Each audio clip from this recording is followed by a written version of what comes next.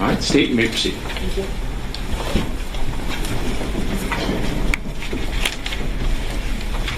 Good afternoon, ladies and gentlemen. Thank you for your time and attention so far during jury selection.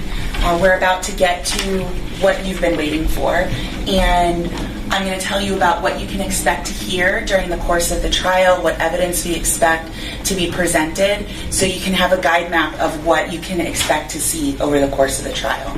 Right off the bat, this is the prosecution's opening statement. Not evidence, not testimony, but roadmap. Think of it as a trailer before the movie.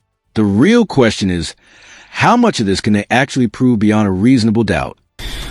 On March 17th of 2024, Kayla Reon Miller, a 15-year-old girl, a high school student in Cape Coral, made plans to meet up with some friends to go see a movie at the Marquee Cinemas in Cape Coral. That's the movie theater at the Coralwood Mall. It was a Sunday night. Notice how the prosecution is painting a picture here. Normal, relatable, harmless teenage plans. That's intentional. It builds emotional contrast for what's coming next. And in a courtroom, that contrast can be powerful. It was a little late in the evening because it was spring break. So these young girls made plans, got permission from their parents to stay out a little bit later and go to do this and meet up together because it was the first night of spring break. The plan was to meet up at the Marquee Cinemas with Lannne, Deette, who is another friend of Kayla Reon Miller, and Lannne was bringing her friend Emma Wright, who you'll hear referred to also as Val. Lannne and Emma had been getting together earlier in the evening. They'd kind of primped and gotten ready to go out for the night. And the plan was simply to go out, go to the movies, and maybe have some dinner later. The reality is that between the three of them, they had very limited funds. Emma and Lannne had money. They got into the movie theater. Kayla actually had about $13 with her and wasn't able to buy a ticket to get into the movie, and the girls worked it out so that she was able to sneak into the movie theater, and they went and saw the One Love Bob Marley movie. It was new at that time, if you remember. And they watched the movie. They finished up. It was later in the evening, about 9 o'clock. They went outside after the Bob Marley One Love movie and smoked some marijuana using a vape pen, and then decided to go out looking for the food that they were going to eat. There were a few options that were open. Starbucks was already closed. The girls didn't want Chipotle. Waffle House was going to be outside of their budget for all three of them if they even combined all of the resources they had. And so you'll hear that they decided to walk from the Coralwood Mall, where the Marquee Cinemas was, up to McDonald's, which is at the next shopping plaza where the Publix is on Del Prado. They opted not to walk along Del Prado Boulevard and instead walked on the side street or the back road, which is Southeast 16th Place. One side of that road is more residential, and the other side has a series of businesses, and it leads from the Coralwood Mall up through to where... And here's the classic prosecution split-screen moment.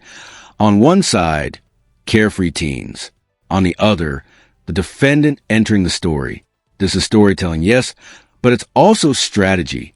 Jurors are being guided on who to emotionally align with. The bowling alley is before you get to that public shopping center. These were young girls out to have fun.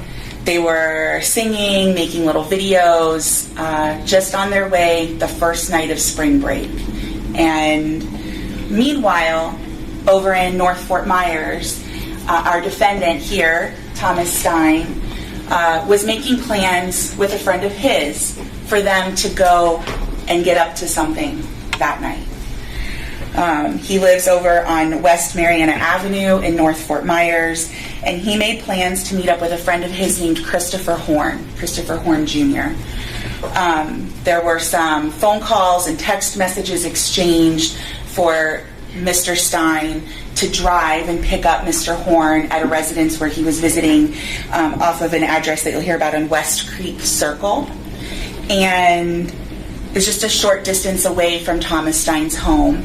he drove a vehicle that had been rented by his mother. His mother's name is Jessica Stein. She rented a gray or silver Pathfinder from a Hertz rent-a-car. She'd had it for a short time.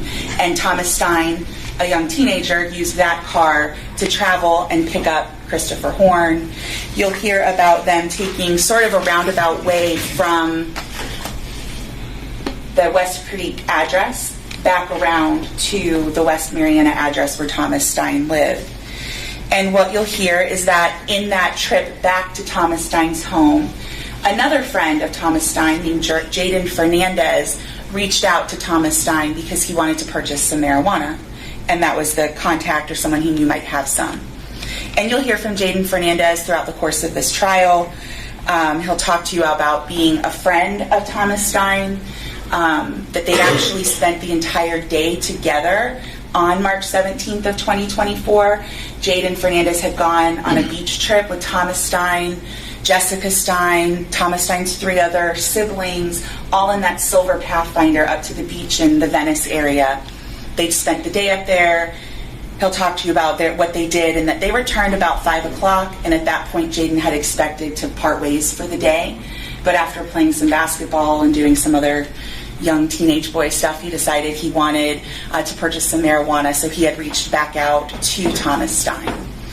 And what you will hear from Jaden Fernandez, or what I expect you'll hear, is that when he made that phone call or made that message to Thomas Stein, he said, "Hey, I'm already out, I'll come to you."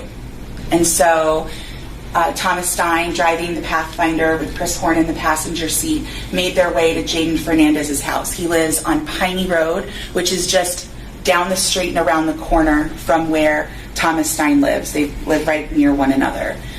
And when the car arrived, Chris Horn hopped out of the front passenger seat. There was some commentary about wanting to go rob a Chico. Everyone piled back into the car and they drove to Thomas Stein's house, where Thomas Stein sent Jaden Fernandez into the house to go get the marijuana, get a scale. He brought it back to the car. Everything got parsed out. Thomas Stein drove Jaden Fernandez back to his house, dropped him off, and that's where the boys' ways parted for the night. It's important that you listen to what Jaden Fernandez says, because even though that's where they parted ways... That objection? That's the defense pushing back hard. Why? Because saying they were planning a robbery before evidence is presented can be seen as prejudicial. This is a subtle but important courtroom battle over narrative control. He lets you know who was in that vehicle that night and around what time. And it's all leading up to the same time period that I've already been discussing with you, where the girls are over at the Marquee Cinemas. The boys, meaning Thomas Stein and Christopher Horn, then got up to what they were going to do. And in contrast to what you're going to hear about the girls walking down Southeast 16th Place, singing songs and making videos and walking like they're on a runway, Thomas Stein and Christopher Horn were planning to commit a robbery. Objection, Judge. Argumentative. Thomas Stein and Christopher Horn were planning to commit a robbery. And they were in the car. They were also making videos that they were posting to social media, but these were rap videos about getting out and doing some violence. And the boys went from the area in North Fort Myers into Cape Coral, down Del Prado Boulevard, and went right through the parking lot at the Marquee Cinemas off of Del Prado. They didn't stay in the cinema. They didn't go to the movies. They turned around in the parking lot, and at that point lined up behind the girls who were walking on Southeast 16th Place, because they turned right around through the parking lot and went in the same direction the girls were walking. They didn't keep going. They turned around and they came back. They made a U-turn. They came up behind the girls again, turned around and blinded them with their lights. And at the point the car stopped, the driver, Thomas Stein, got out of the vehicle and went to the first girl in the line, and that was Kayla Reon Miller. Christopher Horn got out of his side of the vehicle and went to the other 2 girls who were just slightly behind, and that was Lannne. That line right there could become a key piece of evidence. If a co-defendant expresses surprise, it may support an argument that the shooting wasn't planned. But here's the twist. Under felony murder rules, intent to kill may not even matter. Did you know that? And Emma. They wanted their things. They were trying to steal from them. Lannne had a small purse tucked up under her arm. Emma Wright had a crossbody bag, like a hobo-style bag, draped over her body, not wanting to give it up. And Kayla, who was being confronted by Thomas Stein, had a small purse, a white purse that contained her $13. Things like her identification, small things, a lipstick, her personal items, and she didn't want to give it up. And at the moment she was fighting him off, bending over, a scuffle ensued. And in that time, because Christopher Horn and Thomas Stein had gotten out of that car with guns in hand, ready to commit a robbery, the gun went off by Thomas Stein into Kayla Rincon's chest between her breasts. It was shocking to both Thomas Stein and Christopher Horn. Christopher Horn said something about, "Why the F did you shoot?" The boys got right back in the car, and that car fled as fast as it could out of that location. Continued down Southeast 16th Place, turned back onto Del Prado, and hightailed it all the way back to the North Fort Myers, West Mariana Avenue address where Thomas Stein lived. That collision of those two groups is why we're here today. That trigger pull by Thomas Stein is why we're here today, and the investigation that occurred after that incident is what you're going to hear about after you hear from those girls who were present on the scene. Because what they're going to tell you is about their perceptions of how that occurred, what they heard and what they saw in an incredibly hectic, scary, and tragic event. Because while Lannne and Emma were able to gather their bearings and see that they were okay, Kayla Reon Miller was not okay. She knelt and got to the ground, and the other girls realized that she had a bullet wound directly in the center of her chest. You'll hear that they immediately got on with 911, trying to make a call for dispatch to arrive. Lannne was holding pressure on Kayla's chest to try and stop the bleeding. And they're immediately trying to understand and grasp what occurred in a dark street, in something that they had no expectation was going to happen. A short distance away from where this happened on Southeast 16th Place, Officer Jamil Vega with the Cape Coral Police Department was wrapping up another call. He heard about a shots fired call a very short distance from where he was. He grabbed the call from dispatch using his computer, and he went directly there. So within moments of the shooting happening, Officer Vega was on scene. And he went into the mode that his training told him, which was first, preserve life as best as possible. He assessed the situation, applied chest seals to both the front and back of Kayla. He rolled her over and saw, in fact, it was a through and through wound. He applied chest seals. She was awake at the time. She wanted to move at the time. She wanted to get up. They were asking her, what happened? Do you know who did this? Trying to gather information, because while the first and foremost role he took was to save her life and make that attempt, he also needed to understand what occurred so he could figure out who did this and protect public safety. So he's asking those questions simultaneously and relaying them over the radio. Another officer with the Cape Coral Police Department arrived soon after. That's Officer Riley Houlihan. And these two officers are actually, I think you'll hear Officer Vega refer to it as rookies. They were within the first year or two of their role on the job. They had graduated from the academy together.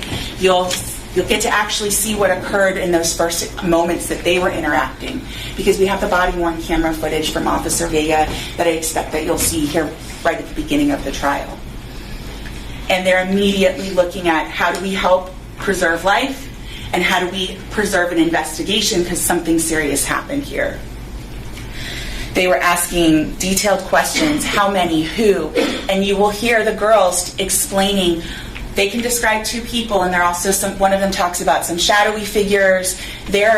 You can assess for yourself when you look at the video, under an incredible amount of trauma and pressure at the moment that this occurs. But they very clearly outline that a black male wearing a red sweatshirt with loud writing came first for Emma and Lannne, and that a white male with blue eyes and a bowl cut, who was the driver of the silver vehicle, went straight for Kayla and is the one who shot her. That information went out to law enforcement, and from there, law enforcement took the reins with the investigation.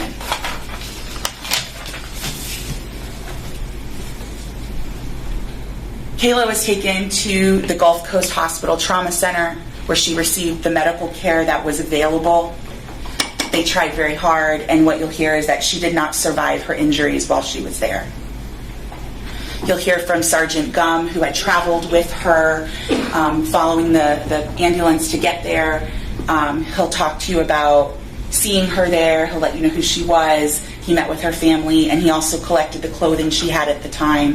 He brought that back to the Cape Coral Police Department.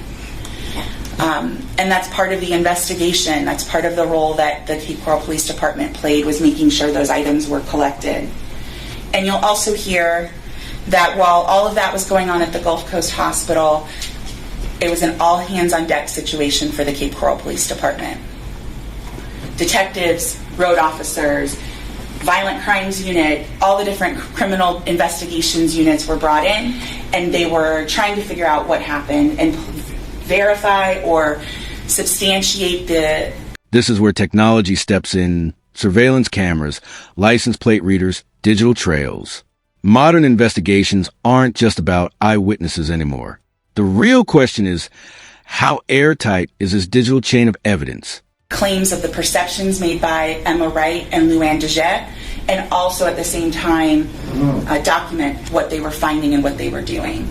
And like I said at the beginning, that street along Southeast 16th Place has both residential on one side, but it also has those doctor's offices and commercial buildings on the left. And because the officers acted quickly and were lucky, one of those businesses, the St. Vincent thrift store, had very good video. It captured the vehicle's U-turn, and it made, you'll hear from, Officer John Allen Precy. I want to make sure I said his name right. He was able to view that video when he was collecting it as part of this investigation, slow down the frames, frame by frame, and identify that that was a silver Nissan Pathfinder that followed the girls after they had walked by. Using license plate readers that are set up around the county and within Cape Coral, and that make and model as well as the timing, the officers were able to narrow down the license plate of the vehicle involved that was driven by Thomas Stein. They didn't know it was Thomas Stein yet, but they were able to identify that vehicle. And it came back to a Hertz rental car. They were able to follow that trail to Hertz and find out that the person who had rented that was Jessica Stein. Jessica Stein did not match the description of the shooter that night, nor the passenger that night. But Jessica Stein's son, Thomas Stein, did match that description. And the investigation springboarded from there because law enforcement, Detective La Salandra, Detective Frank Scarlato, started looking into the background of who Thomas Stein was, what was he doing that night, and who was he with. They were able to use their investigative techniques to look at cell phone data, cell phone usage, tower data, messaging. You're going to hear about those investigative steps. And they were able to place Thomas Stein with Christopher Horn in the vehicle that night. The detectives tried to figure out who was involved, and they used every investigative technique available to try and do that, including looking at social media and videos and things like that that they were led to that involved both Thomas Stein and Christopher Horn that night.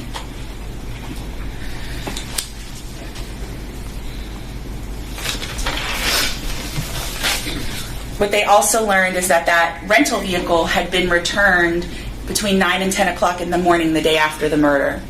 Jessica Stein didn't need it anymore. But she didn't just return the car, she traded it for a different rental vehicle and took that one out because she didn't have a vehicle, she needed a rental car, but she didn't want that one.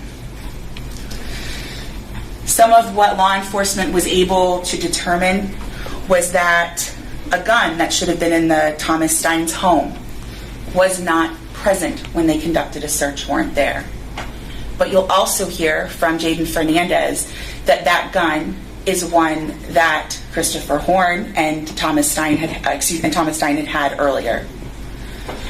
This investigation is wide sweeping. The facts are that on the night, March 17th of 2024, Thomas Stein and Christopher Horn went out to commit a robbery. And in the course of committing that robbery, they found Lannne and Emma, as well as Kayla Reon Miller, and in trying to perpetrate that robbery, Kayla Reon Miller was shot and killed. The attempted robbery is that underlying felony we were talking about when it comes to felony murder. The action of committing the murder in the course of doing that is why it's felony murder. Ladies and gentlemen, I'm asking that you listen to all the testimony that you hear. You consider the nature of how that evidence was collected and watch what's presented to you, because once you receive all that information and you take that back to deliberate, the defendant should be found guilty as charged.